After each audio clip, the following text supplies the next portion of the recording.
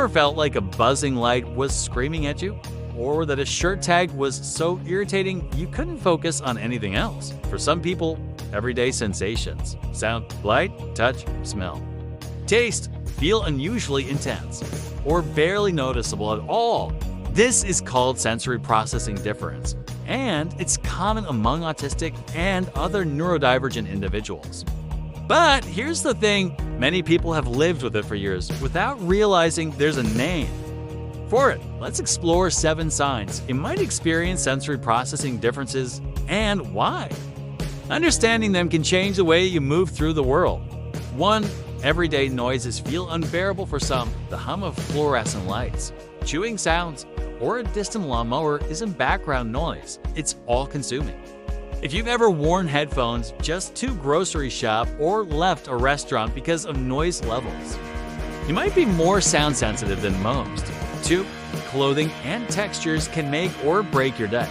Tags, seams, or certain fabrics might feel scratchy, tight, or just wrong. Conversely, you might seek out specific textures, soft blankets, smooth stones, or fluffy sweaters because they bring comfort. 3. Lights and visual patterns overwhelm you. Bright lights, flickering bulbs, or even busy pattern wallpapers can feel disorienting or exhausting. Sunglasses indoors, dim lamps at home, or avoiding certain stores may be your way of regulating visual input. 4. Food preferences are about texture as much as taste. For some, mushy foods are unbearable. Others avoid crunchy, slimy, or gritty textures.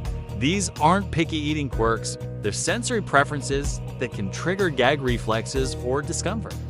5. You smell things others don't notice. Strong perfumes, cleaning supplies, or certain foods might feel overpowering, while other scents you love may be intensely soothing. A heightened sense of smell can be a gift, but also a challenge in public spaces. 6. Touch can be either soothing or overwhelming. Some people crave deep pressure weighted blankets, big hugs, while others avoid light touches like casual brushes in a crowd. Your brain's processing of touch can make certain sensations calming and others unbearable. 7. You need sensory breaks to recharge. Crowded, noisy, or brightly lit spaces can drain your energy quickly.